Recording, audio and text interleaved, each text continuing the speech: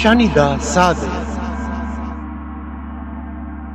දහසක් පැතුම් බිහිවෙයි දවසක් ඇවිත් හිනැහැයි රහසක් කියනු රිසිවෙයි හදවත් දහක් එක්වෙයි ශනිදා සාදය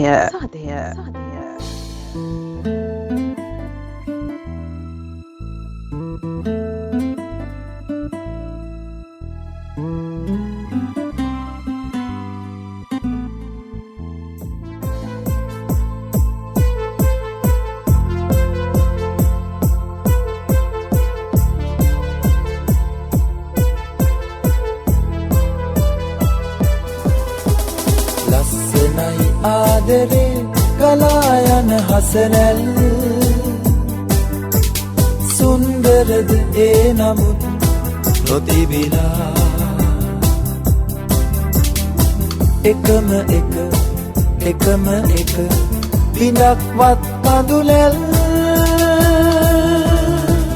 ලස්සනයි ආදරේ ගලා යන හසරැල්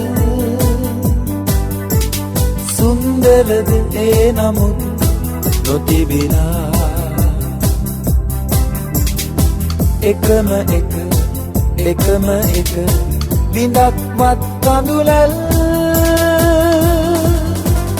අතවනයි මද හසක් ඉපදිලා සෙනෙහසක් ඉතින් අප හිතනවා කියනවා ලියනවා ගයනවා එකෝමත් එක පොතක් ආදරේ නම් පොතක් ලස්සනයි ආදරේ ගලා යන හසරැල්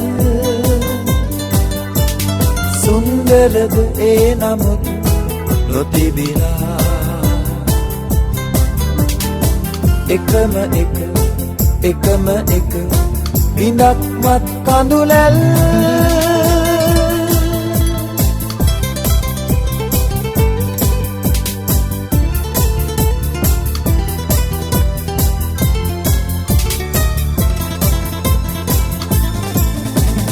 ලන්වෙමින් සිත් දෙකක් ඇති වෙලා එක සිතක් ඉතින් අප නැලවිලා දුක් වෙලා හමු වෙලා සැනසිලා අතින් අත්ගෙන දිනක් සාදමු කුඩුවක් ලස්සනයි ආදරේ ගලා යන හසරැල්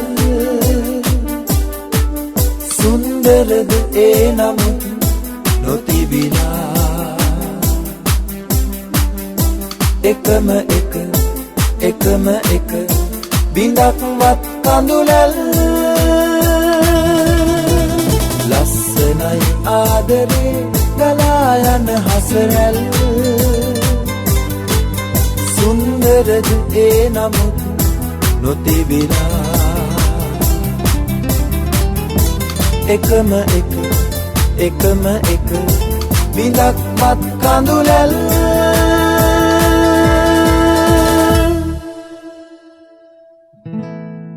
සුන්දර ශනිදාවට සුන්දර ගායකයෙක් අමල් පෙරේරා. මේ දවස්වල අපට අහන්නට ලැබෙන්නේ ඔලිම්පික් කතන්දර. බොහොම සංවේදී කතා. අද ඔබට මේ කියන්නට යන කතාව ඔබට ගත්තේ උපසේන හේවගේගේ ෆේස්බුක් පිටුවෙන්. ඔහු තමයි මේ සටහන ලිව්වේ. මේ සටහන ඉන්දියාව වෙනුවෙන් ඔලිම්පික් තරගාවලියට සහභාගී වෙලා ඉන්න හොකී කණ්ඩායමේ නායිකා රානි රැම්පේගේ ජීවිතයෙන්. ඇය එන්නේ බොහොම දුප්පත් ප්‍රදේශයකින්. ඇය මෙහෙම කියනවා. ඉන්දියාවේ හොකී ඇකඩමිය තිබුණේ අපේ පැල්පත මායිමේ. මං පැය ගණන් බලා ඉඳලා තියෙනවා හොකී ක්‍රීඩිකාවෝ ක්‍රීඩා කරන හැටි. මටත් හිතුණා හොකී ක්‍රීඩාවේ නියැලෙන්න. ඒත් මට හොකී පිත්තක් තිබ්බේ නෑ. තාත්තට දවසටම හම්බ වෙන්නේ රුපියල් 80යි. ඒකෙන් කොහොමද මට හොකී පිත්තක් අරන් දෙන්නේ? ඒත් මං පුහුණුකරු හමු වෙලා අනේ මාවත් හොකී ගහන්න ගන්නකෝ කියලා කරදර කරනවා. ඔහු කියනවා ඔයාට පිත්තක් නැතුව කොහොමද හොකී සෙල්ලම් කරන්නේ? ඒ විතරක් නෙවෙයි. මන්ද පෝෂණය හින්දා දුර්වල ඇඟක් තියාගෙන පැය ගාණක් පුහුණු වෙන්නේ කොහොමද? මෙහෙම ඉන්නකොට ඇයට හමු වෙනවා හොකී පිත්තා. කැඩිච්ච එකක්. පුහුණු වෙන්න ඇඳුම් තිබ්බේ නැහැ. ඒ නිසා ඇය ඇඳ සිටි සල්වාරි ඇඳුමෙන්ම ක්‍රීඩාවේ නියැලුණා. අන්තිමේ පුහුණුකරු කැමති වුණා එයාව කණ්ඩායමට ගන්නට. අපේ ගෙවල් වල අය මේකට විරුද්ධ වුණා. ඒ අය කිව්වේ ගෑනු ඉන්නේ ගෙවල් වල වැඩ කරන්න කියලා. විකාර නැතුව ගෙදරට වෙලා හිටපන් කියලායි හැමෝම කිව්වේ. ඒත් ඇය කියනවා මම හොකී ගහලා වැඩකට ඇති යමක් නොකළොත් මම අයින් වෙන්නම්. එතෙක් බලා ඉන්න කියලා. පුහුණුව පටන් ගන්න උදේ පාන්දර. වෙලාවට යන්නට ගෙදර ඔරලෝසුවක්වත් නැහැ. ආස දිහා බලලා තමයි වෙලාව තීරණය කරගන්නේ. හැම ක්‍රීඩිකාවක්ම කිරි ලීටර් 500ක් ගේන්නට ඕනේ පුහුණුවට එනකොට. ඒත් ඇයට පුළුවන් උනේ කිරි ලීටර් 200ක් ගෙනියන්න විතරයි. ඉතුරු ටිකට වතුර දාලා තමයි ඇය පානය කළේ. ඒත් ඇය ක්‍රමයෙන් ඉහළටම යනවා. පළවෙනි වතාවට තරගයක් දිනලා මුදලක් අතට ගත්ත දවසේ ඒ ලැබිච්ච රුපියල් 500ම ඇය තාත්තගේ අතට දෙනවා. ඒ තරම් ලොකු මුදලක් තාත්තා කවදාවත් අතට අරගෙන තිබ්බේ නැති තරම්. ඇය මෙහෙම කියනවා. මම මගේ පවුලේ ඔක්කොටම පොරොන්දු වුණා මම නවතින්නේ ඕගොල්ලන්ට ඉන්න ගෙයක් හදලා දීලා කියලා. ඇය පුළුවන් තරම් මහන්සි වෙලා තරග පුහුණුවීම් වල යෙදුණා. අවසානයේ ඒ ප්‍රාන්තයේ කණ්ඩායමට තරග කරන්නටත් ඇයට අවස්ථාව ලැබුණා. එතනින් නවතින්නේ නැහැ. ඇය ඉන්දියාවේ ජාතික කණ්ඩායමටවත් තේරෙනවා. එතකොට ඇයට වයස අවුරුදු 15යි. අන්තිමේ ඇය ඉන්දිය හොකී කණ්ඩායමේ නායිකාව බවටත් පත් වෙනවා. නෑදෑයෝ කිව්වේ ඔන්න ඔය විකාර නවත්තලා ගෙදරට වෙලා හිටපන් කසාදයක් බැඳගෙන කියලා. ඒ තාත්තා කිව්වේ දුවේ උඹේ හදවත කියනකම් සෙල්ලම් කරපන් කියලා. 2017 දී ඇය පවුලේ අයට ගෙයක් හදලා දෙනවා. හොකී ක්‍රීඩාවෙන් ලැබුණ මුදලින්. එදා මුළු පවුලම අය එකට බදාගෙන ඇඬුවා. සතුටට. ඇගේ බලාපොරොත්තුව ටෝකියෝ ඔලිම්පික් උළෙලෙදී ඉන්දියාවට හොකී ක්‍රීඩාවෙන් රන් පදක්කමක් අරගෙන යන්නටයි.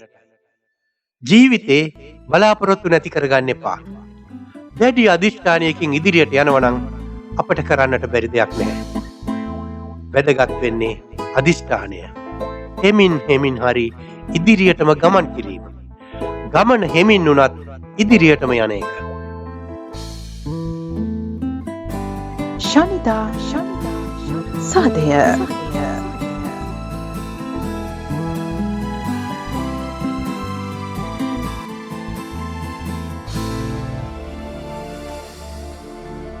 හද බැඳි ගීතය හදවතේ ගැඹුරුම තැනක සිට ඔබට මහින්ද දිසානායක දියුල්ගනේ ඉදිරිපත් කරයි. ලෝකයක් ලස්සන කරන්න පායලා තියෙන ඉරහඳ තරු පෙන්නලා මේ තමයි ඉරහඳ කියලා ඒ ගැන කියලා දුන්නේ මුලින්ම අම්මා. මුළු ලෝකෙම කියලා අම්මට දැනුනි මාව. මුළු ලෝකෙම හැදුවා කිව්වේ අම්මා මාව සමාජයට අවශ්‍ය ලස්සන මිනිහෙක් කළාම. අම්මයි මායි කියන්නේ දෙන්නෙක් නෙවෙයි. අපේ දුක්ගින්දර අම්මගේ දුක්ගින්දර. අපිට බඩගින්න ආවදාට අම්මට බඩගිනි දැනෙනවා. ඉතින් බුද්ධ චරිතයේ විසාකාව, යසෝදරාව, මහාමායා මේ සියලු චරිත ඔක්කොම එක්කෙනෙක් කියලා මට හිතෙනවා. ඒ අම්මේ ඔබයි කියලා මට දැන් දැනෙනවා.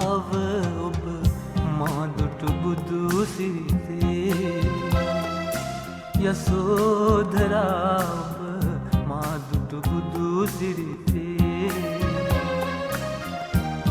මායා ඔබ මාදුටු බුදු සිරිතේ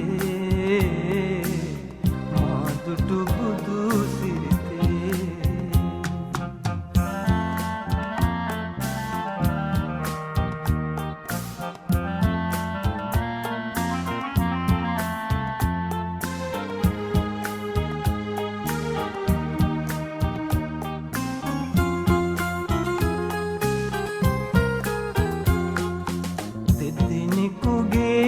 කුසගින්දර එක කුසකට දෙනුනා දෙහතක ඇති දුක්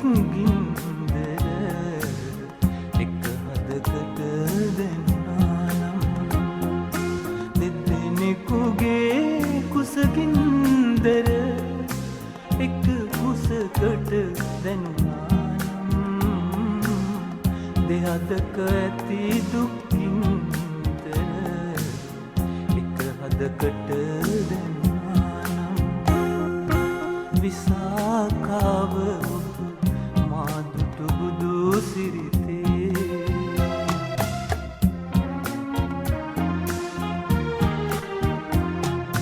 කිරි බිඳ බිඳ දෙතොලක තවරාලා ඉර සඳ තරු පෙන්වා දීලා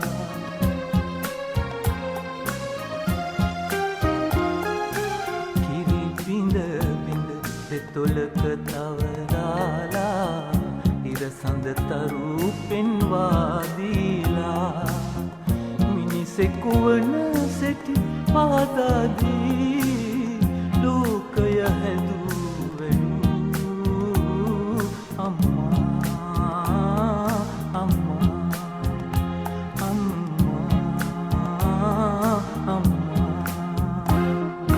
විසාකාව ඔබ මාදුටු බුදු සිරිතේ යසෝදරාව මාදුටු බුදු සිරිතේ මායා ඔබ මාදුටු බුදු සිරිතේ මාදුටු බුදු සිරිතේ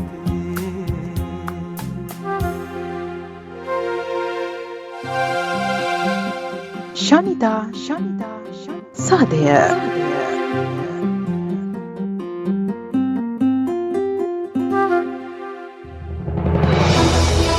සති අන්ත පුවත් පසුවිතරම ඔක්සිජන් අවශ්‍ය රෝගීන් සංඛ්‍යාව ඉතා දැඩි ලෙස ඉහළ ගොස් ඇති අවස්ථාවක රට තුළ තිබූ සංචරණ සීමා තවදුරටත් ලිහිල් කිරීම ඇවිලෙන ගින්නට පිදුරු දැමීමක් බව විශේෂඥ වෛද්‍යවරුන්ගේ සංගමය නිවේදනයක් නිකුත් කරමින් සඳහන් කරනවා. ඔවුන් පෙන්වා දෙන්නේ මෙලෙස ඔක්සිජන් අවශ්‍ය රෝගීන් සංඛ්‍යාව සීග්‍රෙන් වර්ධනය වූහොත් තවත් දින කිහිපයකින් ප්‍රතිකාර කිරීමේ උපරිම ධාරිතාවයේද ඉක්මවා යනු ඇති බවයි. පසුගිය දින කිහිපයේම අඛණ්ඩව කොවිඩ් ආසාදිත රෝගීන් සංඛ්‍යාව 2000 සීමාව ඉක්මවා වාර්තා වීමත් සමග කොවිඩ් ආශ්‍රිතයන්ගේ වේගවත් වර්ධනයක් පෙන්නුම් කරමින් පවතිනවා. සෞඛ්‍ය බලධාරීන් ප්‍රකාශ කරන්නේ රෝහල් ධාරිතාවයේද උපරිමය කරා ළඟා වෙමින් පවතින බවයි. ඒ අනුව පවතින සංචරණ සීමා හා කොවිඩ් තත්ත්වය පිළිබඳව අවධානය යොමු කරන ලෙස විශේෂඥ වෛද්‍යවරුන්ගේ සංගමය හා ශ්‍රී ලංකා වෛද්‍ය සංගමය බලධාරීන්ගෙන් හා ජනතාවගෙන් ඉල්ලීමක් කළා. මේ ඒ පිළිබඳව කරුණු දක්වන විශේෂඥ වෛද්‍ය පද්මා ගුණරත්න හා වෛද්‍ය මහිල්ක සුමනතිලක යන මහත්වරුන්. රෝගීන් වැඩිවීමේ ප්‍රවණතාවය ඉතාමත්ම අධිකයි. ඒක මතමයි අපි මේ කල් තියලා අපි සුමාන දෙකකට ඉස්සෙල්ලා කල් තියලා දැනුවත් කරේ දැන් මේ නැග්ම පටන් ගත්තා කියන එක. මොකද අපේ ඊළඟ සුමාන දෙක දැනටම තීරණය වෙලා ඉවරයි. අපේ රටේ ජනතාව දන්නවා දෙවන ලොක්ඩවුන් එක අපි ගියේ කොහොමද කියලා. අපි දෙවන ලොක්ඩවුන් එකේ හිටිය විදිහට තමයි අපිට ප්‍රතිඵල ලැබුණේ. අපිට හොඳම ප්‍රතිඵල ලැබුණ නෑ දෙවන ලොක්ඩවුන් එකේ. මේ සමාජයේ අපි යන සෙනග අතර මේ රෝගය තියෙනවා. ඒක නිසායි අපි පරිස්සම් වෙන්න කියලා කියන්නේ. මුව ආවරණය අත්‍යවශ්‍යයි. ගෙදරින් එළියට බැස්සට පස්සේ ආපහු ගෙදර එනකම්ම මේ මුව ආවරණය පැළඳ සිටින්නමම ඕන. ඉතින් මේ දවස්වල ගමනේ කියන එක ගැන සම්පූර්ණයෙන්ම සැලකිලිමත් වෙන්න ඕන. රෝගය මේ ගොඩාක් පිරිච්ච බස් වලින් නම් බෝ වෙනමයි. දැන් සමහරුන්ගේ මතයක් තියෙනවා එන්නත් ලබා ගත්තට පසුව අපිට සාමාන්‍ය ජීවිතයකට යන්න පුළුවන් කියලා. ඒක වැරදි මතයක්. ඔබ ආරක්ෂා වෙන්න ඕනේ මේ මාස දෙක තුනවත්. පුළුවන් තරම් අර මුල කාලේ ප්‍රවේශම් වුණ ආකාරයටම ප්‍රවේශම් වෙන්න. මොකද මේ එන්නත් මාත්‍රා දෙක දීලා මාසයක් පමණ යනකම් සම්පූර්ණ ප්‍රතිශක්තිය නොලැබෙන්න පුළුවන්. කරුණාකර මේ ඉදිරි මාස දෙක පුළුවන් තරම් ප්‍රවේශම් වෙන්න මේ එන්නත් ටික දීලා යම් කිසි ආරක්ෂාවක් අපිට ලබා ගන්න. මේ අතර පසුගිය අගෝස්තු 2 වෙනිදා සිට රාජ්‍ය සේවයේ සියලුම සේවකයන් සාමාන්‍ය පරිදි රාජකාරියට වාර්තා කරන ලෙස දන්වමින් චක්‍රලේඛයක් නිකුත් කෙරුණා. රාජ්‍ය සේවයේ නියුතු බහුතරයකට කොවිඩ් එන්නත ලබා දී ඇති පසුබිමක මහජන සේවා පවත්වාගෙන යාම සඳහා ඔවුන් සේවයට වාර්තා කළ යුතු බවයි ජනාධිපති ලේකම්වරයා දන්වා තිබුණේ. කෙසේ වෙතත් ගැබිනි මව්වරුන්ද යලි සේවයට කැඳවීම සම්බන්ධයෙන් හා සියලු සෞඛ්‍ය කාර්ය මණ්ඩල සේවයට කැඳවීම පිළිබඳව සංවාදයක් මත වුණා. ඇතැම් සෞඛ්‍ය වෘත්තීය සමිති ඊට විරෝධය පළ කළා. ගුරුවරුන්ගේ වැටුප් විෂමතා ඉවත් කරන ලෙස පැමිණිලා ගුරු හා විදුහල්පති සංගම් මේ වන විටත් අඛණ්ඩව සිය වෘත්තීය ක්‍රියාමාර්ගයක නිරත වනවා. අවසන් වරට පැවති කැබිනට් රැස්වීමේදී ගුරුවරුන්ගේ වැටුප් ගැටලුව ඉදිරි අයවැයේදී සලකා බැලීමට තීරණය කර තිබුණා. කෙසේ වෙතත් අගමැතිවරයා සමග ඊට පෙර පැවති සාකච්ඡාවකදී තීරණය වුණේ අවසන් වරට පැවති කැබිනට් රැස්වීමේදී ඊට විසඳුමක් ලබා දෙන බවයි. එහෙත් රටේ පවතින මූල්‍ය තත්ත්වය සැලකිල්ලටගෙන මේ මොහොතේ වැටුප් වැඩිවීමක් ලබා දිය නොහැකි බව කැබිනට් මණ්ඩලය තීරණය කළ බවයි සම කැබිනට් ප්‍රකාශක අමාත්‍ය කෙහෙලි රඹුක්වැල්ල මහතා ප්‍රකාශ කළේ. ගුරු හා විදුහල්පතිවරුන්ගේ වැටුප් ගැටලුව පිළිබඳව හා ඒ ආශ්‍රිතව මතුව ඇති ගැටලු පිළිබඳව විපක්ෂ නායක සජිත් ප්‍රේමදාස මහතා පසුගියදා පාර්ලිමේන්තුවේදී ප්‍රශ්න කළා. ඊට අධ්‍යාපන අමාත්‍ය ජී.එල්. පීරිස් මහතා පිළිතුරු ලබා දුන්නේ මෙලෙසින්. ගරු කැබිනට් අමාත්‍ය ජී.එල්. පීරිස් ඇමතිතුමාගේ දැනගැනීම පිණිස එතුමාම කරපු ප්‍රකාශයක් මම උපුටා දක්වනවා. 2020 දෙසැම්බර් 1 වෙනිදා එතුමාම කියනවා ඒ ප්‍රශ්නයට අවසාන විසඳුමක් දීමට පෙර සහනයක් හැටියට අධ්‍යාපන අමාත්‍යාංශයේ ලේකම්තුමාට මම උපදෙස් දුන්නා. මහා භාණ්ඩාගාරයේ ලේකම් හමු වෙලා අතුරු දීමනාවක් සඳහා මුදල් ලබා දීමට අනුමැතියක් ලබා ගන්න කියලා. එතකොට ඔබතුමාම කියනවා අධ්‍යාපන අමාත්‍යාංශයේ ලේකම්තුමා මහා භාණ්ඩාගාරයට ගිහිල්ලා අතුරු දීමනාවක් ලබා දීමට මහා භාණ්ඩාගාරයේ අනුමැතිය ලබා ගත්තා කියලා. එහෙම කියලා අද ඔබතුමා කියනවා අතුරු දීමනාවක් දෙන්නට සල්ලි නැtei කියලා. ශමීර කොස්වත්ත, කෝෂිලා හංසමාලි මේ වන විට අත්අඩංගුවට අරගෙන තිබෙනවා. ඊයේ දවසේ ඒ දැවැන්ත උද්ඝෝෂණය නිසා මේ සියලුම පොදුජන ව්‍යාපාර ඉදිරිපත් වෙලා සිටින්නේ නිදහස් අධ්‍යාපනය ආරක්ෂා කරන්න. මම ඔබතුමාට යෝජනා කරනවා මේ පනත සම්පූර්ණයෙන්ම හකුලාගෙන අලුත් විදිහට මුලින් ඉඳලම පටන් අරගෙන සියලුම පාර්ශ්වයන් සමග සාකච්ඡා කරලා නිදහස් අධ්‍යාපනය ආරක්ෂා කරන ඒ වගේම 78 අංක 16 යන පනත ආරක්ෂා කරගෙන කටයුතු කරන්නට ඉදිරි පියවර ගන්නලේ කියලා මම ඉල්ලීමක් කරනවා. එතුමා කිව්වා මම අසත්‍ය ප්‍රකාශයක් කරා කියලා. මම ඒක පිළිකුල් සාගතව ඒ විවේචනය ප්‍රතික්ෂේප කරනවා. අද තියෙන තත්ත්වය තමයි ගරු විපක්ෂ නායකතුමා හොඳ හැටි දන්නවා. පෞද්ගලික අංශයේ ඒගොල්ලෝ ගෙවන වැටුප් 140කින් අඩු කරලා තියෙනවා. මේ රටේ සේවය කරන ගුරුවරුන්ගේ වැටුප් අපි 5කින් අඩු කළා නැහැ. ආණ්ඩුවකට ආදායම් ලබා ගන්න අමාරුයි. ඒක අද විශාල ලෙස කඩා වැටිලා. අද COVID-19 වසංගතය නිසා ඒවා සියල්ලක්ම කඩා වැටිලා තියෙනවා. මහා භාණ්ඩාගාරයට වන මුදල් ඒවා විශාල ලෙස හිඳිලා ගිහිල්ලා තියෙනවා. කොහෙන්ද මේ සල්ලි හොයන්නේ? ඔබතුමන්ලාට හැකියාව තිබුණා කෝටි ප්‍රකෝටි ගණන් අරමුදල් බදු සහන හැටියට කෝටිපතියන්ට ලබා දෙන්න. ඒකෙන් තමයි රාජ්‍ය ආදායම නැති කරගත්තේ. එතුමා පිළිගන්නේ නැත්නම් ඒ යථාර්ථය ප්‍රායෝගික වශයෙන් මේ පහුගිය මාස 10 තුල මේ රටේ සියලුම අංශයක්ම කොරෝනා නිසා වෙනස් වුණා කියලා. එහෙනම් එතුමා ජීවත් වන්නේ වෙන ලෝකයක. ආනයනය තහනම් කර ඇති රසායනික පොහොර යළි ආනයනය සඳහා අවසර ලබා දී ඇතැයි සමගී ජන බලවේගය ආණ්ඩුවෙන් ප්‍රශ්න කළා. ඒ පාර්ලිමේන්තු මන්ත්‍රී ආචාර්ය හර්ෂද සිල්වා මහතා පාර්ලිමේන්තුවේදී ප්‍රශ්න කළේ ඊට අදාළ ගැසට් නිවේදනයක් නිකුත් කර ඇද්ද යන්නයි. ආණ්ඩුව නියෝජනය කරන පාර්ලිමේන්තු මන්ත්‍රී මහාචාර්ය ගුණපාල රත්නසේකර මහතා ඊට පිළිතුරු ලබා දුන්නා. බැසිල් රාජපක්ෂ මැතිතුමාගේ අස්සනෙන් ඊයේ නිවේදනයක් නිකුත් කරලා තියෙනවා සියලු බැංකුවල සියලු ප්‍රධාන විධායක නිලධාරීන්ට. ඒ නිවේදනය මම සභාගත කරන්න කැමතියි. මේකේ කියනවා මෙතෙක් තහනම් කරලා තිබූ නොයෙකුත් රසායනික පොහොර ආනයනය කිරීම අගෝස්තු 1 වෙනිදා ඉඳලා ඉවත් කරලා තියෙනවා කියලා ඒ වෙනුවට ලයිසන් එකක් යටතේ ගේන්න පුළුවන් කියලා. මේකේ තියෙන්නේ HS කෝඩ් නම්බරේ 31.2 කියන එක යටතේ මිනරල් ඇන්ඩ් කෙමිකල් ෆර්ටිලයිසර් නයිට්‍රජනීය khනිජමය හෝ රසායනික පොහොර. එතකොට ෆොස්ෆැටික khනිජමය හෝ රසායනික පොහොර. ඉතාමත්ම පැහැදිලිව කියනවා ඒ කියන්නේ නයිට්‍රජන් ෆොස්ෆරස් සහ පොටෑසියම් යන මූලද්‍රව්‍යයන්ගෙන් දෙවර්ගයක් තුන් වර්ගයක් අඩංගු කන්ජමේ හෝ රසායනික පොහොර වර්ග. හරි? ඒවා මේ තහනම් කරලා තිබිච්ච ලයිස්තුවෙන් එළියට අරගෙන ගියා. ජනාධිපති ගෝඨාභය රාජපක්ෂ මැතිතුමා දිගින් දිගටම කිව්වා මම මේක කිසිසේත්ම රිවර්ස් කරන්නේ නැහැ. මම මේ රසායනික පොහොර ආනයනය දැඩිව ක්‍රියාත්මක කරනවා. ඉතින් මම අහන්න කැමති මේ රිවර්ස් කිරීම සම්බන්ධයෙන් මෙහෙම කරලා තියෙනවද? සමස්ත මහජනයා විනාශ වෙන්න යන එක වළක්වන්න බලන අපි රසායනික පොහොර ගෙන එක නවත්තලා කාබනික කෘෂිකර්මයේ පැත්තට හැරෙමු කියන යෝජනාව අතිගරු ජනාධිපතිතුමාගේ ගෙනල්ලා මේක දැන් හොඳට ක්‍රියාත්මක කරමින් යනවා. ඒ අතරේ අපට පේනවා සමහර යම් යම් අංශ තියෙනවා ක්ෂණිකව අපට කාබනික පැත්තට හැරෙන්න බැරි වෙයි. ඒ නිසා සමහර අංශවලට යම් කිසි නිදහසක් රිලීස් එකක් දීලා තියෙනවා. යම් පොහොර ප්‍රමාණයක් ආනයනය කිරීමේ හැකියාවක් තියනවාද කියලා බලන්න. හැමදාම අපි ගත්ත තීරණයක සරල රේඛාවක යන්න බෑ. පරිසරය වෙනස් වෙනවා. ඒ නිසා ඕනෑම කළමනාකරන තීරණයක් ගන්නකොට මේ අපි මුණ දීලා තියෙන පරිසරය විශ්ලේෂණය කරන්න වෙනවා. ඒ නිසා පාරිසරික වෙනස්කම් සිද්ධ වෙනකොට අපි ගත්ත ඇතැම් තීරණ වෙනස් කරන්න සිද්ධ වෙනවා. කෙසේ වෙතත් රසායනික පොහොර භාවිතයේ තහනම ඉවත් කර නොමැති බවත් තහනම ඉවත් කර ඇති බවට කරන ප්‍රකාශය නොමග යැවීමක් බවත් කෘෂිකර්ම අමාත්‍යවරයා සඳහන් කළා. මුදල් අමාත්‍යාංශ ලේකම්වරයා පවසන්නේ එළඹෙන මහකන්නේ කාබනික් පොහොර අවශ්‍යතාව වෙනුවෙන් නයිට්‍රජන් නිසාරක හා පොටෑසියම් ආනයනය සඳහා අවසර දුන්නද රසායනික පොහොර ආනයනය සඳහා අවසර ලබා දී නොමැති බවයි. ප්‍රවීණ රංගන ශිල්පිනී හයසිත් විජයරත්න මහත්මිය පසුගියදා අභාව ප්‍රාප්ත වුණා. ඒ තලවකලේ ලිදුල ප්‍රදේශයේ සිදු වූ රියානතුරකින් ටෙලිනාට්‍යයක් රූගත කිරීමෙන් අනතුරුව නුවරඑළියේ සිට කොළඹ බලා එන අතරතුර ඇය ගමන්ගත් මෝටර රථය මාර්ගයෙන් ඉවතට පැන ප්‍රපාතයකට පෙරලීමෙන් මෙම අනතුර සිදුව තිබුණා. වහා ප්‍රදේශවාසීන් හා පොලිසිය එක්ව ඇය රෝහල්ගත කළද ඒ වන විටත් ඇය මිය ගොස් සිටියා. පුංචි තිරේ අම්මා යන විරුදාවලියලත් ඇය මේ යන විට 75 වන වියේ පසු වුණා.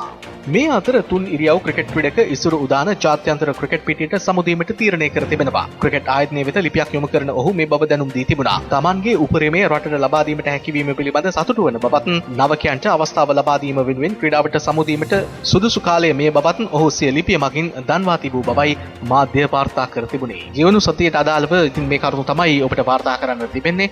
යලිත් ලබන සතියේ හමුවන බලාපොරොත්තු වෙන අදට සමගන්නවා මම නිරෝධකාරී සම් කොළඹ සිට. සති අන්ත පුවත් පසුවිතරම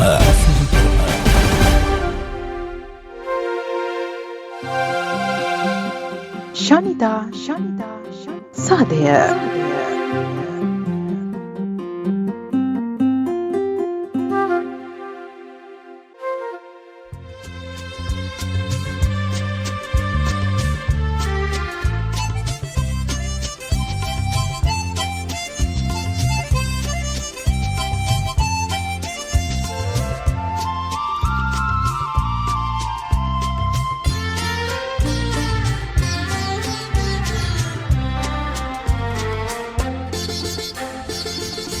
තාහනම් ආදරේ අවසන් බැල්ම දිහා තාහනම් ආදරේ අවසන් බැල්ම දිහා මා බැලුවේ කම්පාවි කුමක් කරම්ද කියා උපදින සංසාරේ ඔබ මගේ කීව නිසා තාහනම් ආදරේ අවසන් බැල්ම දිහා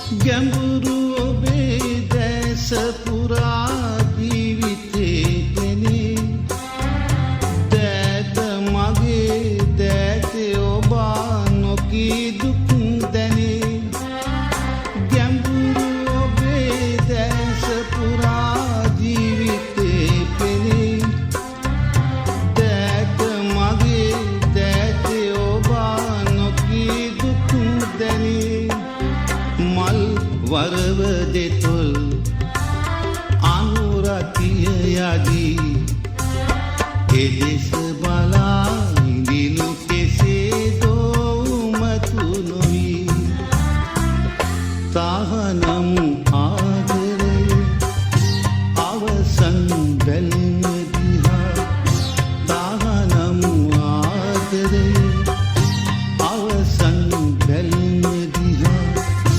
මා බැලුවේ කම්පාවි කුමක් කරම්ද කියා උපදින සංසාරේ ඔබ මගේ කීව නිසා තාහනම් ආදරේ අවසන් බැල්ම දිහා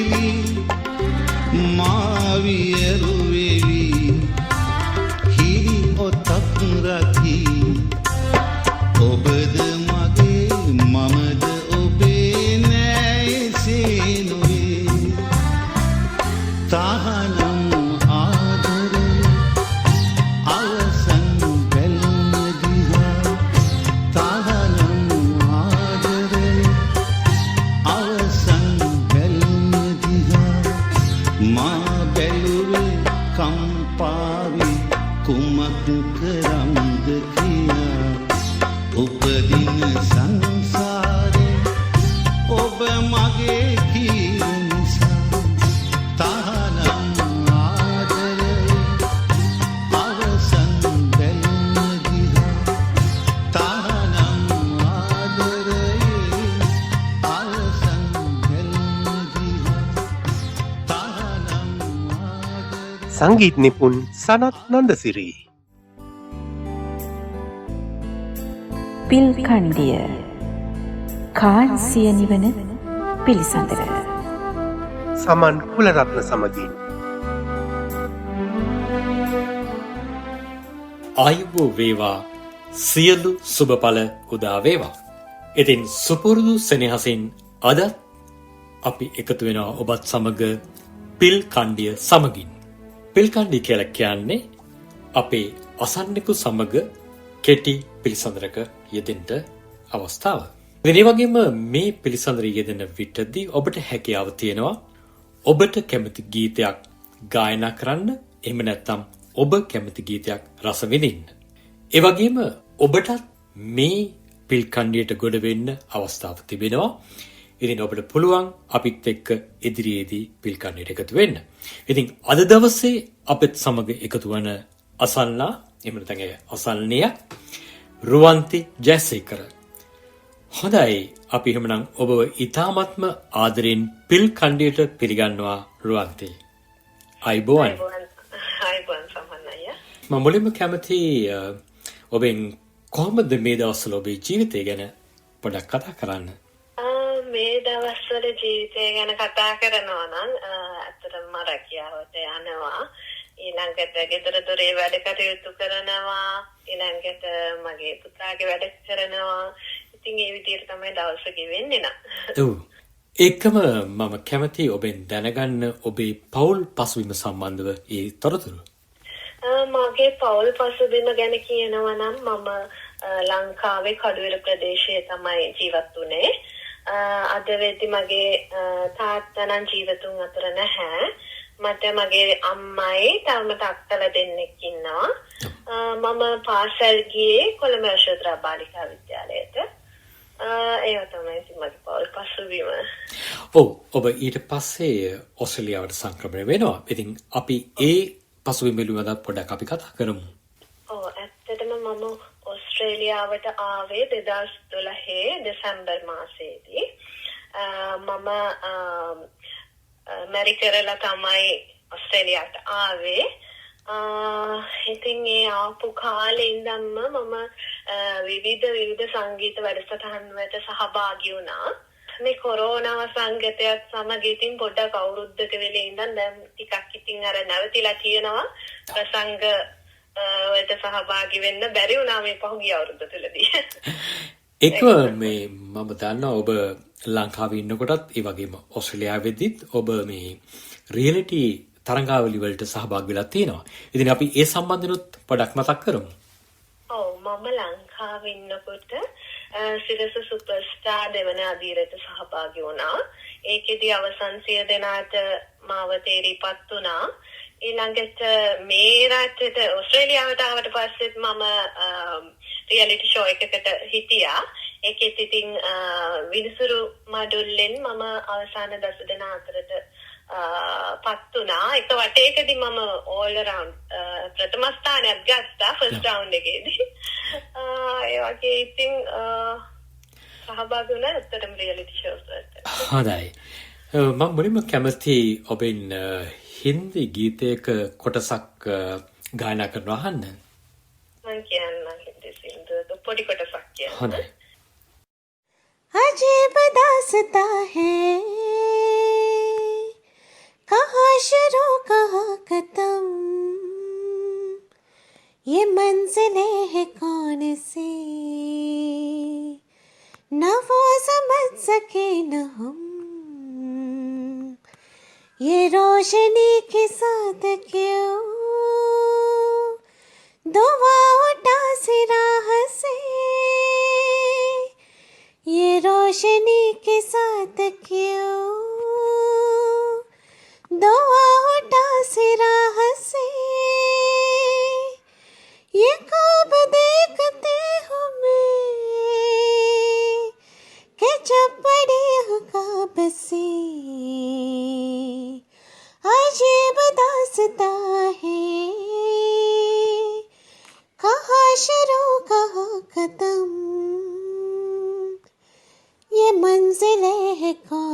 से न वो समझ सके न हम. ඇති නේද අයියේ? හොඳයි ඔබ ඉතාමත්ම මිහිරියට එම හින්දි ගීතේ කොටස ගායනා කරා. එකම මම කැමති ඔබෙන් දැනගන්න දැන් ඔබ දන්නවා මේ ඕස්ට්‍රේලියාවේ බොහෝ සිංහල සේවාවන් විශේෂයෙන්ම ගුවන්විදුලි සේවාවන් ක්‍රියාත්මක වෙනවා. ඉතින් ඔබත් නිරන්තරයෙන්ම අපත් සමග මුල සිටම රැඳී සිටිනවා. ඉතින් මම දැනගන්න කැමති කොයි ආකාරයෙන්ද ඔබට මේ ශ්‍රී ලාංකික මේ ගුවන්විදුලි එහෙම නැත්නම් මේ සේවාවන් ඔබට කොයි ආකාරයෙන්ද දැනෙන්නේ? ඇත්තටම අද කාලේ ගුවන්විදුලි සේවාවන් සිංහල බසින් අපිට ඇහෙන්න සලස්සනවා කියන්නේ ඇත්තටම ලොකු දෙයක්. මොකද අද ඇත්තටම මේ රටේ හරිම කාර්යබහුල ජීවිතයක් තමයි හැමදෙනාම ගත කරන්නේ. ඉතින් සතියන්තයේ අපිට පොඩ්ඩක් නිදහසේ ගුවන්විදුලියට සවන් දෙන්න පුළුවන් ඇත්තටම රටේ තොරතුරු දැනගන්න, ඒ වගේම ගීත රස වින්දනය කරන්න, විවිධ වැඩසටහන් වලට අපිට හුඟක් දෙන්න පුළුවන්. ඉතින් ඇත්තටම ලොකු සේවාවක් තමයි ඒකෙන් වෙන්නේ කියලා මට කියන්න තියෙන්නේ ප්‍රේක්ෂකයන්ට. හොඳයි බොහොමත්ම ස්තුතියි ඔබට. ඉතින් අද දවසේ ඔබට අවස්ථාව තියෙනවා ඔබේම ගීතයක් ගායනා කරන්න. ඉතින් ඒකටයි මේ දැන් අවස්ථාව සැලසලා තියෙන්නේ. අපි ඔබේ ගීතයට යොමු වෙමු.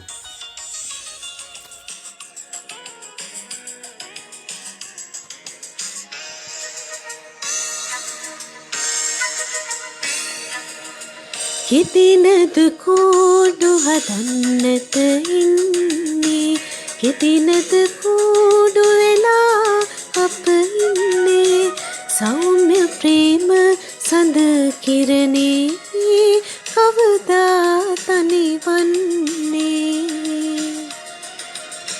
කෙතිනද කෝඩු හදන්නට ඉන්නේ, කෙතිනද කෝඩු වෙලා අප ඉන්නේ, සෞම්‍ය ප්‍රේම සඳ කිරණේ කවදා තනිවන්නේ.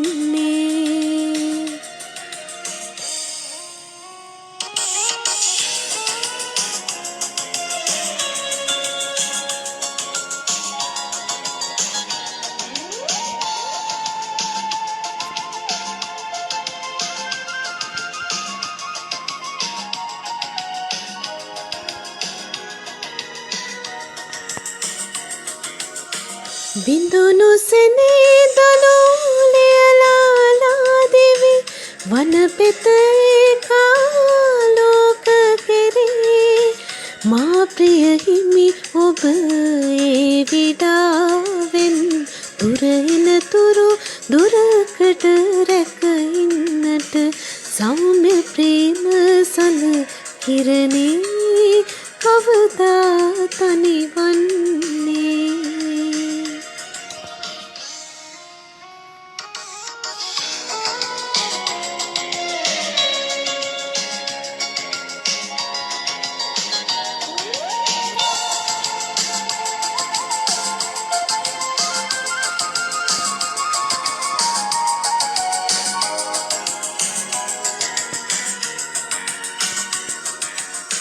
දෙපයදවා පෙනී දෙය දෝරේ ගිය පිරිඳක වූදානේද අගේ, මා හිස සිම දොඩනා කතන්දර රසමස උළු සුවඳෙහි ගොඩ තබනට, සෞම්‍ය ප්‍රේම සඳ කිරණේ කවදා තනිවන්නේ. කෙතිනද කෝඩු හදන්නට ඉන්නේ, කෙතිනද කෝඩු වෙලා අප ඉන්නේ, සෞම්‍ය ප්‍රේම සඳ කිරණේ කවදා තනිවන්නේ. කෙතිනද කෝඩු හදන්නට ඉන්නේ, කෙතිනද කෝඩු වෙලා අප ඉන්නේ, සෞම්‍ය ප්‍රේම සඳ කිරණේ කවදා තනිවන්නේ. සෞම්‍ය ප්‍රේම සඳ කිරණේ කවදා තනිවන්නේ සෞම්‍ය ප්‍රේම සඳ කිරණේ කවදා තනිවන්නේ. ඉතාමත්ම ලස්සනයි. මං අනිවාර්යෙන් හිතනවා අපේ ප්‍රේක්ෂකනුත් මම වගේම ඔබේ මේ ගීතය රස විඳි කියලා. ශනිදා සාදේ පිල්කන්ඩිය වැඩසටහනට මාව සහභාගී කර ගැනීම සම්බන්ධයෙන් මම සමන්න අයට බෙහෙවින්ම ස්තුතිවන්ත වෙනවා. ඉතින් අද දවසේ පිල්කන්ඩියට ගොඩ වුණාට ඔබට බොහොමත්ම ස්තුතියි.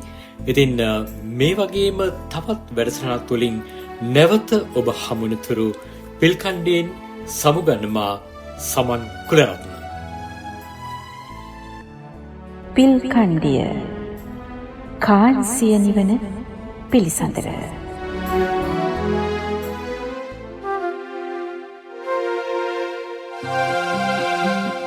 ශනිදා සාදය.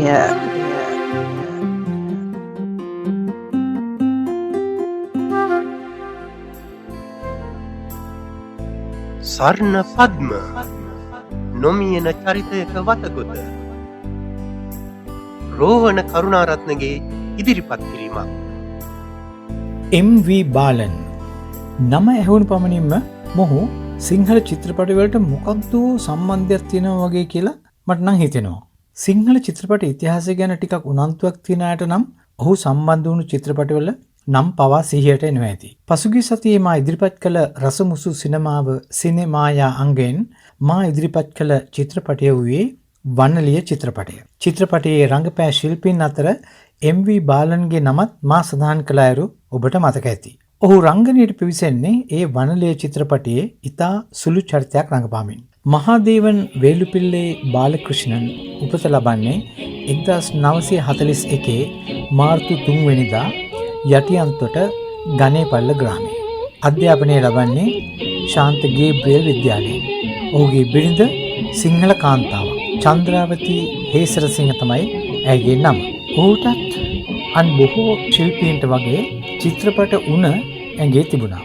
ආචාර්ය නුවන් නානජිත් කුමාර ඒ උණ හඳුන්වන්නේ බයිස්කෝප් පිස්සුව කියලා. ඔහු 1958 දී නාරාහෙම්පිට පිහිටි ලංකා චිත්‍රාගාරයට බැඳෙන්නේ කාර්මික ශිල්පියෙක් හැටියට. සිහිනේ චිත්‍රපටයේ ආලෝකකරණ ශිල්පියෙක් ලෙස තමයි ඔහු චිත්‍රපටවලට සම්බන්ධ වීම ආරම්භ කරන්නේ. වනලිය, අවිශ්වාසය, පුරුෂ රත්නය, ශ්‍රී 296, සිහිනය, සංදේශය, කවට අන්දරේ, පිරිමියෙක් නිසා, සුවිනීත ලාලනී, ඔබ දුටුදා, සූරචෞරයා, ලන්ඩන් හාමු, ගංතෙර, දරුවා කාගෙද, රන්මුතු දුව, සුහද සොහොයුරෝ, දීපශිකා, අල්ලපු ගෙදර, දීවරයෝ, සැමියා බිරිඳගේ දෙවියාය, සසරක හැටි, සිතක මහිම, හඳපාන ඔහු මුල් යුගයේ රංගපෑ චිත්‍රපට කිහිපයක්. ඔහු රංගපෑ චිත්‍රපටවල නම් කියවගෙන යනවා නම් චිත්‍රපට 100ක නම් කියන්න වෙනවා. ඒ චිත්‍රපටවල ඔහු නොයෙක් චරිත රංගපාමින් තම භූමිකා සාර්ථකව ඉදිරිපත් කරලා තියෙනවා. සමහරක් චරිත විකට චරිත. ඔහු රංගපෑ කැපී පෙනෙන විකට චරිත දීපශිකා, දීවරයෝ, අල්ලපු ගෙදර, ඔබ දුටුදා, සූරචෞරයා, ලන්ඩන් හාමු, මමයි රජා කියන චිත්‍රපටවල අඩංගු වුණා. ඔහුගේ වෘත්තියේ අමතක නොවන සුවිශේෂී කඩයිමක් වන්නේ මහා නළු ගාමිණී ෆොන්සේකා අධ්‍යක්ෂණය කළ නොමියන මිනිසුන් චිත්‍රපටයේ ඔහු සමග රංගපෑ මෙහෙකරුවාගේ චරිතාංග රංගනය. MV බාලන්ගේ එම රංගපෑම නොයෙක් විචාරකයන්ගේ පැසසුමට ලක් වුණා.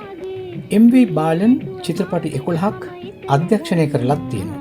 ඔහු අධ්‍යක්ෂණය කළ මුල්ම චිත්‍රපටය ඔබ නැතිනම්. ඒ චිත්‍රපටයේ නිෂ්පාදකත් ඔහුමයි. ඒ වන විට ඔහුගේ වයස අවුරුදු 24ක් වුණා පමණයි. ඊට පස්සේ තමයි හිත හොඳ මිනිහෙක්, මගේ රන් පුතා, රහසක් නැති රහසක්, දෙවියනි සත්‍ය සුරකින්න, හිත හොඳ ගැහැණියක්, තිතට වැඩ කියන චිත්‍රපට අධ්‍යක්ෂණයේ යෙදෙන්නේ. ඔහු අධ්‍යක්ෂණය කළ චිත්‍රපටවල ප්‍රධාන භූමිකා රංගපෑ අය අතර ගාමිණී ෆොන්සේකා, අනුලා කරුණාතිලක, සෝනියා දිසානායක, රොයිද සිල්වා, සුමනා අමරසිංහ, විජය කුමාරතුංග, ශ්‍රියානි අමරසේන, දමිත් ෆොන්සේකා, ගීතා කුමාරසිංහ වැන්නවන් පවා හිටියා. ඔහු විසින් අධ්‍යක්ෂණය කරනු චිත්‍රපට අතරින් වඩාත්ම අතිසාර්ථකව ජනප්‍රියත්වයට පත්වනේ ගාමිණී ෆොන්සේකා සහ අනුලා කරුණාතිලක ප්‍රධාන චරිත රංගපෑ හිත හොඳ මිනිහෙක් කියන චිත්‍රපටය. මට ඉන්දියාප්ප ගන්න පුළුවන්. පිට්ටු ගන්න පුළුවන්. සරපිනා ගහන්න පුළුවන්. තබ්බලා ගහන්න පුළුවන්. දෝල ගහන්න පුළුවන්. සරපිනා ගහන්න පුළුවන්. ඉතින් කොහොමද මම මොඩේක් වෙන්නේ? ගන්නෙමි කරකාර මම ගන්නෙමි කරකාර බන්දාලා පුංචි ආමිනේ බලවුන් දැන් මම ඉන්නෙමි මහරජා වාගේ මේ ගමේ කාටත් උදව් කරමින් ඌට මගේ නංගි වොනලු. ජයදයා ඒකේ ඇති වැරද්ද මොකද්ද? අයියෝ වැරද්ද? වලව පෙළපත නැතිය කයකෝ වරද්ද? කොහින් හරි ලස්ස තුනක් හොයාගෙන මං එන්නම්. එතකම් බලා බේබි හවුම් බලා ගන්න ඕන. ඔහු අධ්‍යක්ෂණය කරලා තියෙන්නේ සිංහල චිත්‍රපට පමණක් නෙමෙයි. මංජල් කුම්කුමම් ඇතුළු දෙමළ චිත්‍රපට කිහිපයකුත් ඔහු අධ්‍යක්ෂණය කරලා තියෙනවා. ඔහු දක්ෂ නැටුම් අධ්‍යක්ෂවරයෙක් බව ඔබ සමහර විට නොදන්නවා ඇති. ඔහුගේ නැටුම් අධ්‍යක්ෂණය රැගත් චිත්‍රපට අතර සිතක මහිම, ඉපදුනේ ඇයි, ලන්ඩන් හාමු, ඔක්කොම හරි යන චිත්‍රපට සඳහන් කරන්න පුළුවන්. දශක 4ක් පුරාවට රංගන ශිල්පියෙක්, අධ්‍යක්ෂවරයෙක්, නිෂ්පාදකයෙක්, නිෂ්පාදන කළමනාකරුවෙක්, සහකාර අධ්‍යක්ෂවරයෙක්, ඒ වගේම නැටුම් අධ්‍යක්ෂවරයෙක් ලෙසත් තම කාර්යභාරය සිංහල සිනමාවට මැනවින් එක්කල ඔහු වසර 2017 ජනවාරි 14 වෙනිදා ඔහුට වයස අවුරුදු 75ක් තිබෙදී අපෙන් සමුගන්නවා. ඉතින් ලබන සතියේදී තවත් චිත්‍රපටයක විස්තර රැගෙන මා එන්නම්. Ladies and gentlemen, it's a song I wrote a long, long time ago. I've sung it before and some of you have heard it, I'm sure. But for those who haven't heard it, I shall sing it again. It's a song of a soldier who has lost it all except his hopes. Hopes for his nation, hopes for his people.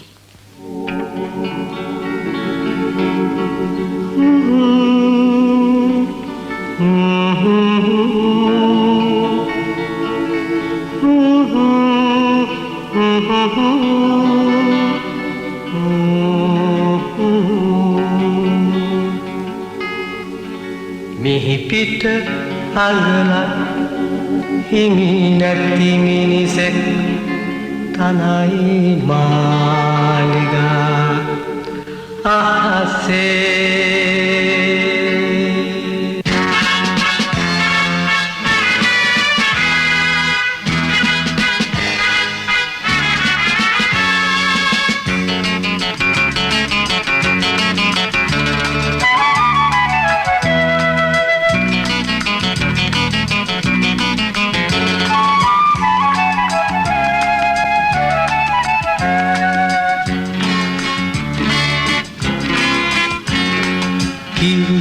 පලංගන කතක් නැති රජ කරවන්නට උටපු නැති අතීතයක් මිස හෙටක් නැති මිහිපිට බිම් අඟලක් නොඇති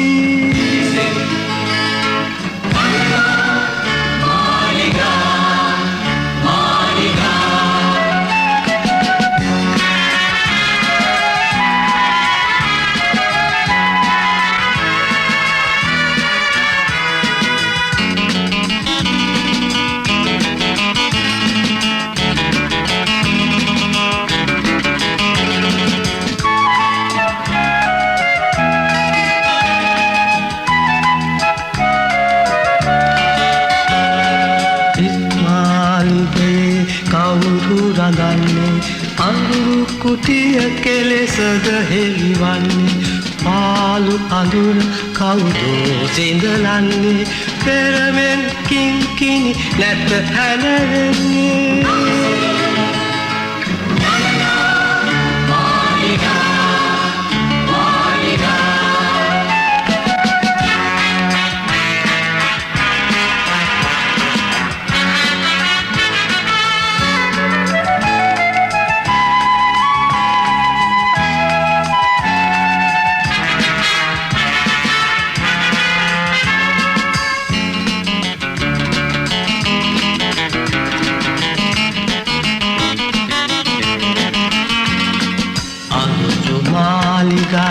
එලි කරවන්නයි පාලු අඳුර මොහොතින් සිඳලන්නයි එළමව යලිරන් කිරුළු දරන්නයි දැයේ පුතුන් ලොව රජ කරවන්නයි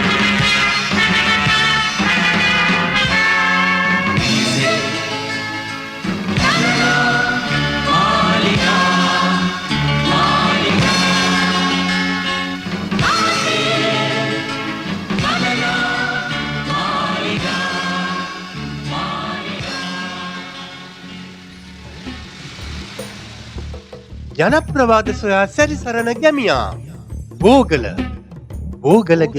කතන්දර.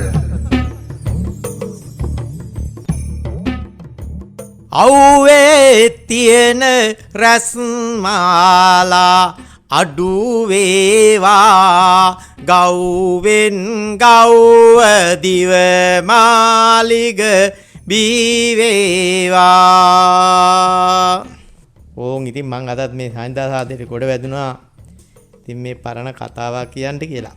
පරණ අය එනත්තම් අපේ පැරණි ගම්වල හිටිය මිනිස්සු දුර මැන්න හැටි.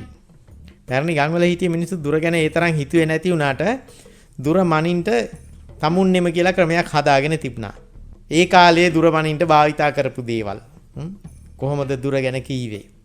ඕන් ඔය ගැන කතා කරන්න තමයි මම මේ ගොඩ වැදුනේ. මේ විදිහට තිබුණා.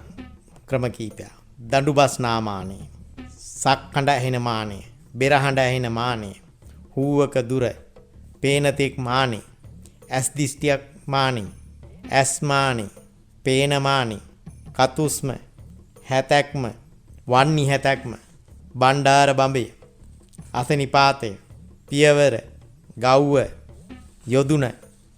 ඔය විදිහට තමයි දුර ගැන කීවේ. ඉතින් මේ වයිකින් එක කියන්න එපාය. දැන් අපි දඬුබස් නාමානය කියලා කියන්නේ දුන්නෙන් ගිලිහුණ ඊතලයක් වැටෙන දුර දඬුබස් නාමානය කියලා තමයි පරණ ඇත්තෝ කීවේ. දුර ඒ කියන්නේ හොඳ ශක්තිවන්තයෙක් දුර විදින්න පුළුවන් ඇත්තෙක් ලබ අපි ඉද්දෙව්වම ඒ ඊතලයේ වැටෙන දුර ඒකට කියන්නේ දඬුබස් නාමානය කියලා. පෙරහඬක් ඇහෙන ප්‍රමාණය. එහෙම නැත්නම් සක්හඬක් ඇහෙන ප්‍රමාණය. ඔය විදිහෙන් පන්සල් වලට ඉඩම් හැම පූජා කරලා තියෙන්නේ. ඔන්න හග්ගෙඩිය පිඹලා ඒ හග්ගෙඩියේ සද්ද ඇහෙන දුරට ඉඩකඩම් පන්සලට අයිති කියනවා.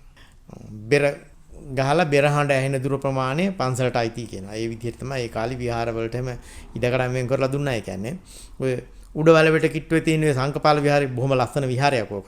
ඔය සංකපාල විහාරේට නම වැටුණා කියන්නේ එහෙම නෑ. ඒ සංකපාල විහාරයේ හදපු තැන දලා රජතුමා කියලා තිනවා හග්ගෙඩිය පිමින්ටි කියන හොඳ ශක්තිවන්තයෙකුට. මේ සක්කඬ ඇහෙන දුරට ඉඩම් මේ පන්සලට පූජා කරලා තියෙනවා. ඒ පන්සලේ නම තමයි සංකපාල විහාරය. සක්හඬට දුර පන්සලට අයිති කරපු නිසා ඒක සංකපාල විහාරය කියලා තැනමා කියනවා. මේ හූවක දුර කියන්නේ තේමයි. හොඳ ශක්තිවන්තයෙක් හූ හඬක් තිබ්බාම ඒ හූ හඬ ඇහෙන දුරට කියනවා හූවක දුර කියලා. පේනතෙක් මානි. ඔය මිනිස්සු කියන ඔය පේනතෙක් මානි එක ඇයට තියෙන මගේ කුඹුරු. ඒ කියන්නේ අපේ ඇහැට පේන තරම් දුර තියෙනවා නම් ඒක තමයි පේනතෙක් මානි. අපේ ඇහැට පේන්න තියෙන්නේ. ඇස් දිස්ටි මානි කියලා කියන සමහර ගැමියෙකුට. ඇස් මානි. මේක ඉතින් කලින් කිව්වට වඩා වෙනස්. මෙතෙන්දී මේකෙන් තේරෙන්නේ යමක් හොඳට පේන ආසන්නෙම තියෙන දුර. ඒ කාලේ අම්මලා හැම කියනෝනේ මම ඇස්මානින් අතරේ මේ යනවා නෙවෙයි තෝ කියලා. දරුවන්ට කියනෝනේ. ඒ කියන්නේ අම්මට පේන හරිය ඉන්න ඕනේ. මම ඇස්මානින් එහාට මේ යනවා නෙවෙයි තාම.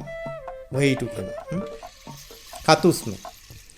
ඒ කාලේ අපි පැරණි ඇත්තෝ බඩු මුට්ටු ගෙනියන්න කද පාවිච්චි කරා. දරුත් මේ කද බොහෝ තැන්වල පාවිච්චි කරනවා මේ කියන්නේ මාළු ගෙනියන්නේ කට්ටිය එහෙම ගෙනියනවා කතේ බැඳගෙන මාළු අර ලස්සනට පට්ටි වාගේ එක පැත්ත එක වර්ගයේ මාළු දෙපැත්තට දාන හරිය තියෙන එක කත.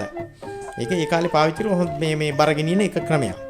කත් ගෙනියන්න පුරුදු කට්ටියක් හිටියා. හැම කෙනාටම ගෙනියන්න බෑ කියලා මොකද ඒක පෙරලෙන්නේ නැතුව අරවම කරන්න ගෙනියන්න. ඉතින් මේ කත්තුස්ම කියන්නේ කතක් එක හුස්මට උස්සගෙන ගිහින් යන්න පුළුවන් දුර. ඒ ගිහිලා ඊට පස්සේ බිම තියලා මහන්සි කරනවා. ඒකට කියන්නේ හරි වචනේ තමයි කත් හුස්ම. මේක අර වචන කැඩිලා බින්දලා ඉල්ල කතුස්ම වෙලා තියෙනවා. ඒකට කියන කතුස්ම දුර කියලා. ඊළඟට හැතැක්ම.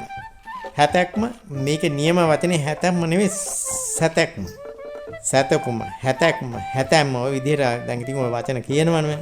ඒක තනුනේ මෙහෙමයි.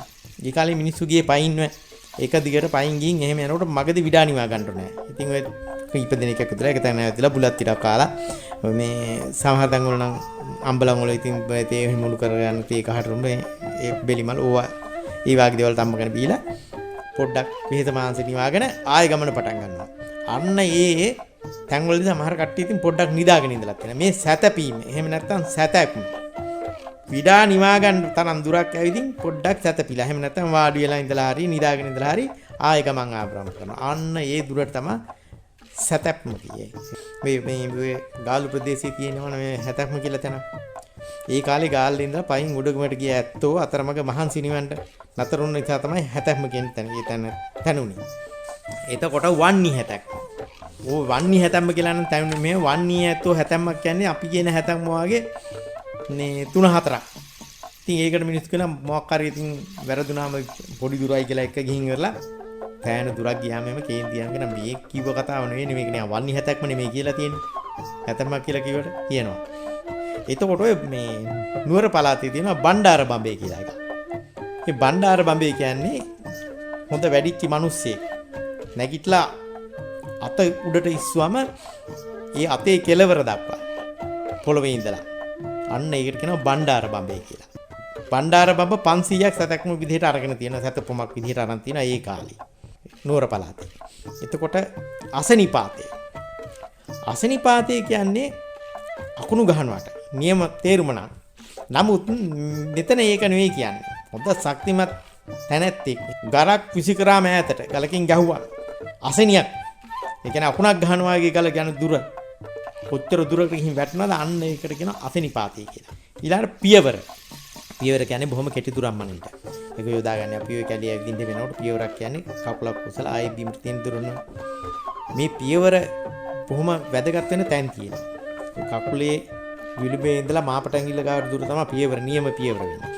ඊළඟට ගව්ව යොදුන. ගව් 4ක් යොදුන් එකයි. මේක ඉතින් ඔය තමයි අතීතයේ ඔය දුර වෙන්න නිල ක්‍රමී ගව්ව. ඉතින් මේක කරේ ඔය නිසංග මල්ල රජතුමා කියනෝනේ රටේ ප්‍රධාන ගමන් බිමන් යන තැන් මැනලා ගව් කණු හිටෙව්වා කියලා. ඉතින් ඒ ගව් වලට ඒ කාලේ කියලා තියෙන නිසංක ගව්ව කියලා. ගව්ව ගැන ඉතින් විස්තර ගොඩක් තියෙනවා. දුනු 500ක් ගව් එකයි කියලා කියනවා. ඔය වගේ තියෙනවා ඉතින් කරන කතාවල. ඉතින් තවත් තිබුණා දුරමයින ක්‍රම අංගුලි 9ක් වියත් එකයි වියත් 2 රියන් එකයි රියන් 7 යෂ්ටි එකයි යෂ්ටි 20 ඉස්බ එකයි ඉස්බ 80 ගව් එකයි කියලා. මෙතන මේ අංගුලි කියන්නේ මැද ගිල්ලේ පිටපැත්තෙන් මැද පුරුකේ දිගට නෙමෙයි. ඒක තමයි අංගුලි කියන්නේ. ඉතින් ඔන්න ඔය විදිහට තමයි පැරණි ඇත්තෝ දුර මැනගත්තේ. ඉතින් මේ දුර ගැන කියනකොට මේ ගව්ව ගැන එම මෙවුවා ඉතින් ආත්මෝපදේශ උපමා උපමේය වලටත් යොදාගෙන තියෙනවා. ඔය කියනෝනේ ගව්වත් දුරතියා මට හොඳ දැනුණා. මූද හත් ගව්වත් යා අඹඩ ගහගෙන. ඔය වගේ කතාත් කියනවා ඉතින්. ඌ ඔයගේ තවත් කතාවකින් අපි හම්බෙමුකෝ. මං ගෙහුම් ඉන්නේ. වෝගලගේ කතන්දර ඉදිරිපත් කළේ දයන් රණසිංහ.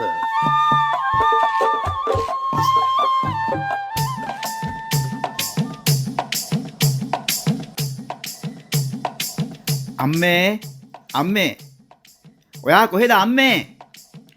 මොකද ඔබ බෙරිහන් දෙන්නේ කොල්ලෝ? ඉස්කෝලේ ගිහින් ආවනම් අම් බත් බෙදලා ඇති කාපන්. කාලා වැඩක් කරගනි. හරි මම කන්නම්. ඒක නෙමෙයි අම්මේ. හෙට ඉස්කෝලේ එනකොට අම්මවත් එක්කන් එන්න කියලා ප්‍රින්සිපල් සර් කිව්වා. නැත්තම් මාව ඉස්කෝලෙන් අස් කරලා දානවා කියලා කිව්වා. මම දන්නවා. උඹ මොකක් හරි මගොඩි වැඩක් කරන්න ඇති. නැහැ. මේකනේ උනේ. අම්මා දන්නවනේ අර මයි ගාව වාඩිලා ඉන්න දමිතයා. මම උට හොඳටම ගැහුවා. උඹ මොකටද ඒ කොල්ලට ගැහුවේ? අම්මා දන්නේ නැහැ. දමිතයා විවේක කාලේ টয়ලට් එකට ගිහිල්ලා හොරෙන් සිගරට් බිලා වුණා. මම ඉවලෙම උට හොඳටම ගැහුවා. උඹ මොකටද ඌව හදන්න ගියේ? ඌගේ මහයුන් ඉන්නේ ඌව හදාගනි. උඹට ඒ පඬිතකම් වැඩක් නැහනේ. අම්මා නම් කියයි. මමනේ දන්නේ ඒ සිගරට් එක ගන්න විඳපු දුක.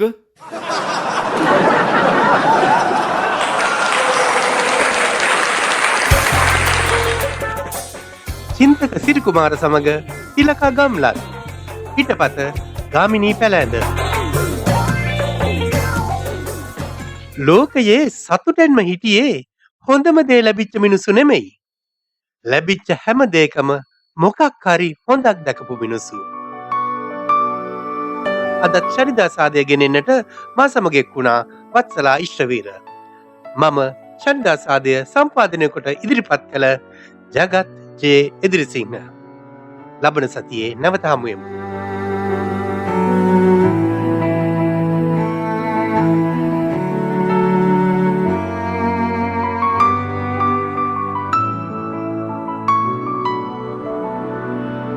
සුළගේ දැවටීලා ඔබ එන්න තුරුලේ සැඟවීලා ඔබ ඉන්න හිතේ තියෙන පැතුම් මැදින් මා වෙත ලං වෙන්න සුළගේ දැවටීලා ඔබ එන්න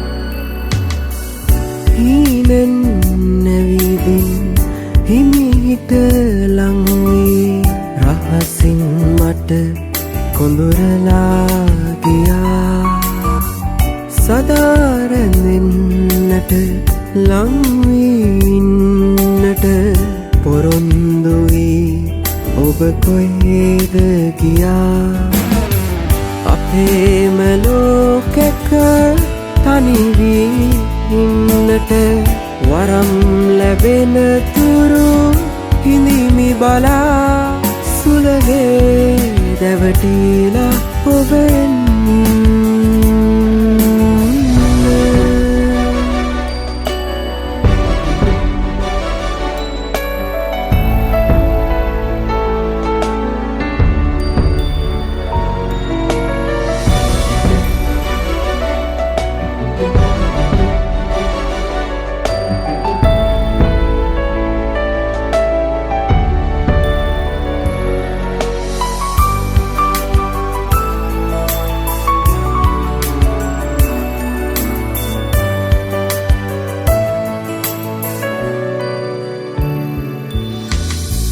ලස්සන දවසක ලස්සන